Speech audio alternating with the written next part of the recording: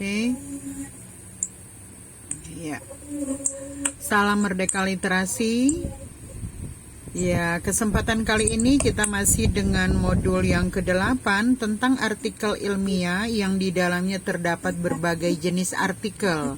Di antaranya adalah esai. Nah, kali ini esai tersebut akan dilakoni atau akan dipresentasikan langsung oleh teman kita Tesalonika, mahasiswa dari Fakultas Hukum.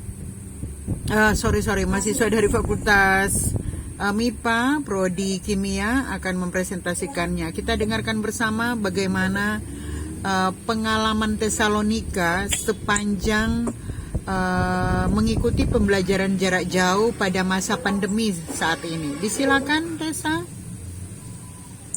Terima kasih atas kesempatan yang diberikan.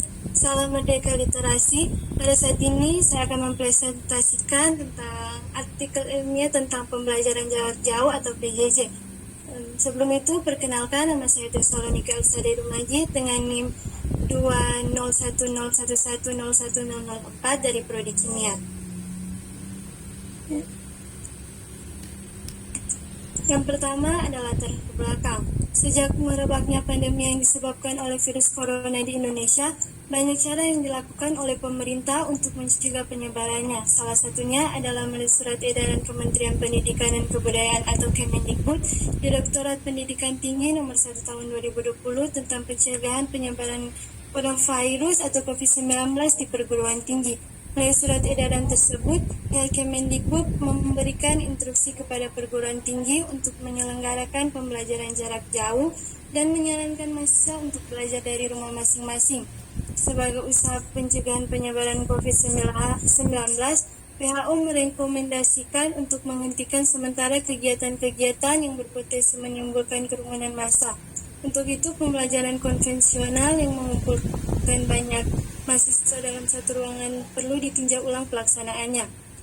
Pembelajaran harus dilaksanakan dengan skenario yang mampu meminimalisir kontak fisik antara mahasiswa dengan mahasiswa lain, ataupun antara mahasiswa dengan dosen. Menurut Milman tahun 2015, penggunaan teknologi digital memungkinkan mahasiswa dan dosen berada tempat yang berbeda selama proses pembelajaran.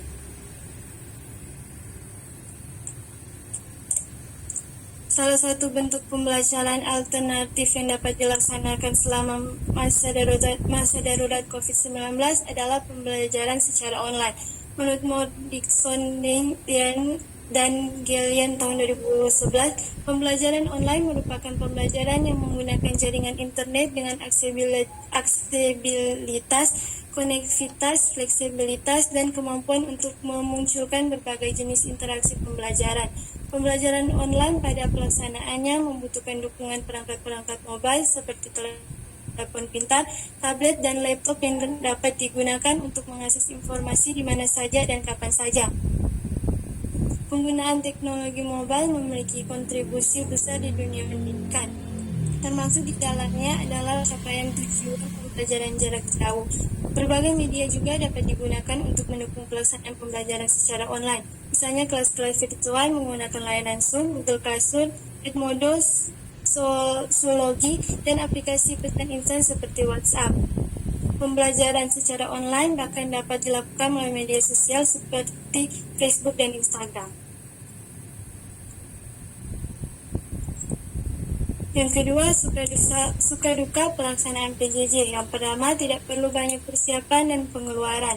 Salah satu suka yang dirasakan bagi mahasiswa yang tempat tinggalnya berada jauh dari kampus, yaitu mahasiswa tidak perlu repot-repot untuk mencari tempat tinggal atau kos yang jaraknya dekat dengan kampus. Selain itu, mahasiswa tidak perlu mengeluarkan uang kendaraan dan uang makan. Kedua, dapat membuka banyak referensi untuk tugas. Karena proses pembelajaran jarak jauh, kita juga lebih fleksibel. Apabila kita diberikan tugas oleh dosen, biasanya jika ada tugas yang langsung diberikan dosen, kita hanya dapat menjawab sesuai dengan materi yang sudah dosen kita ajarkan. Sementara karena proses pembelajaran jarak jauh ini, kita jadi bisa lebih fleksibel untuk mencari berbagai referensi dalam menyelesaikan tugas. Selain materi dari dosen, kita juga bisa langsung mencari referensi lainnya lewat internet sehingga kita dapat menjawab tugas kita dengan optimal dan juga memperoleh lebih banyak sumber untuk materi yang dikerjakan. Kedua, sulit untuk fokus. Ketiga, sulit untuk fokus. Salah satu hal yang tidak menyenangkan dari pembelajaran jarak jauh atau PJJ adalah terkadang kita sulit untuk fokus. Karena hanya di rumah biasanya kita menghabiskan waktu untuk belajar di kamar yang nuansanya kurang mendukung untuk belajar. Selain itu, terkadang juga anggota keluarga juga mempunyai kesibukan lain. Terkadang kita jadi tidak fokus mendengarkan suara lain atau melihat kegiatan lain yang terjadi.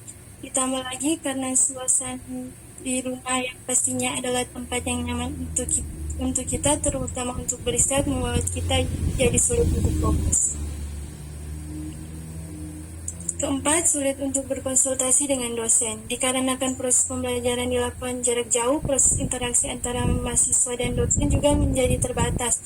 Hal ini menyebabkan sulitnya untuk berkonsultasi ke dosen. Kita hanya bisa berinteraksi saat belajar tatap muka secara virtual, di mana terkadang terdapat kendala kondisi dan juga keterbatasan waktu.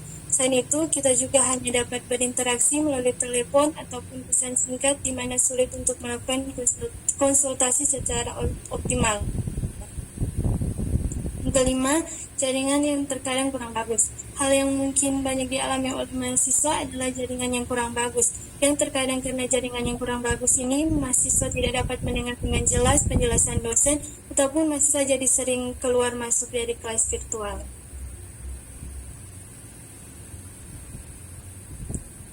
Yang ketiga, manfaat dari pembelajaran jarak jauh atau PJJ. Salah satu manfaat dari PJJ adalah karena pembelajarannya yang fleksibel, mahasiswa bisa mengikuti perkuliahan di mana saja dan di kondisi seperti ini, misalnya perlu di rumah saja, sehingga memiliki banyak waktu di rumah yang dapat digunakan untuk melakukan kegiatan yang produktif lainnya, misalnya dengan membantu pekerjaan orang tua di rumah. Kemudian, mahasiswa dan dosen juga dapat mengatur waktu perkuliahan sesuai kesepakatan kedua pihak dengan cara tidak mengurangi waktu yang seharusnya. Selain sebagai alternatif metode pembelajaran selama pandemi COVID-19, dengan adanya PJJ kita juga bisa meningkatkan mutu pendidikan di Indonesia, yaitu dengan meningkatkan pemanfaatan teknologi sebagai media pembelajaran. Ini merupakan salah satu cara agar peserta didik dapat terintegrasi dengan pemanfaatan teknologi yang baik dan benar. Diharapkan ke depannya pelaksanaan PJJ dapat dimaksimalkan dengan mensinergikan semua pihak yang terlibat di dalamnya, mulai dari tenaga pendidik yang diharapkan mampu mengevaluasi dan memperbaiki cara mengajarnya, dan peserta didik yang juga mampu beradaptasi dengan model pembelajaran yang berbeda, agar pelaksanaan PJJ ini tidak hanya memindahkan media pembelajaran yang awalnya secara tatap muka di ruang kelas menjadi secara daring, tetapi juga dapat mengembangkan cara berpikir mahasiswa yang kritis dalam menganalisis materi pembelajaran yang diberikan, dan juga mahasiswa diharapkan mampu mengembangkan atau memperluas wawasannya. Keempat, dampak positif dari pembelajaran jarak jauh. Yang pertama, waktu belajar lebih singkat. Materi dapat diakses oleh pelajar dimanapun dan kapan. Dengan pembelajaran daring, para pelajar dapat membuka materi dan mempelajarinya dengan mudah. Hal ini didukung oleh teknologi. Materi pembelajaran atau mengikuti video tatap muka, maka para pelajar memiliki waktu yang lebih cepat untuk belajar, apalagi belajarnya hanya di rumah, sehingga tidak perlu menghabiskan banyak waktu untuk pergi ke kampus atau sekolah seperti biasa. Selain itu, para pelajar tidak memerlukan waktu lagi untuk belajar, kadang datangnya ngaret atau terlambat, sehingga memerlukan banyak waktu yang terbuang. Yang kedua, pendidikan Indonesia lebih maju. Dengan adanya sistem belajar seperti ini, setidaknya pendidikan Indonesia lebih maju walaupun sedikit. Salah satu kemajuannya yaitu pendidikan Indonesia sudah bisa memanfaatkan teknologi yang ada, dan cara belajar pendidikan di Indonesia lebih bervariatif dengan adanya belajar online. Yang ketiga, siswa bisa mengembangkan diri. Belajar online yang tidak memakan waktu banyak dapat membuat pelajar bisa mengembangkan diri pada hal lain seperti membaca, menulis, atau menggambar. Dengan begitu, para pelajar tidak hanya sekedar belajar saja atau mencari ilmu saja, tetapi bisa mengembangkan bakat dan potensi yang dimiliki.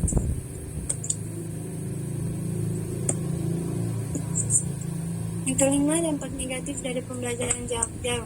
Menurut Menteri Pendidikan dan Kebudayaan, terdapat dampak negatif dari pembelajaran jarak jauh, yaitu pertama, ancaman putus sekolah. Kesenjangan akses pendidikan makin terasa ketika PJJ diberlakukan. Hal ini berdampak pada banyaknya anak-anak yang putus sekolah lantaran tidak mendapatkan akses pendidikan yang baik. Yang kedua, kendala tumbuh kembang anak.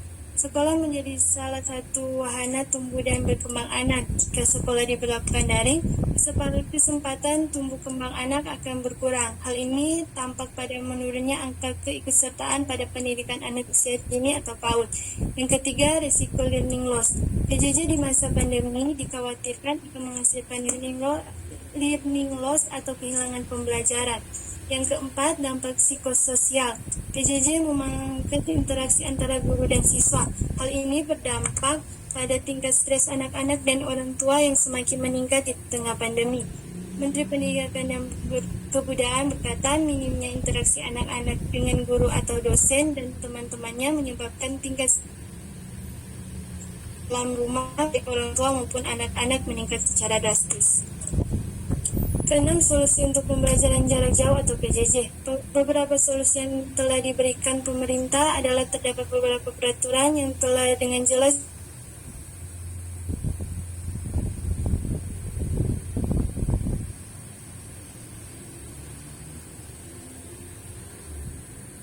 terpaparnya COVID-19, pemerintah menerapkan sistem pembelajaran jarak jauh atau PJJ yang juga memiliki suka duka dan dampak positif dan negatif yang dirasakan guru, dosen, siswa-siswi dan juga mahasiswa yang melakukan PJJ. Selain itu, terdapat juga manfaat dan solusi dari penerapan pembelajaran jarak jauh.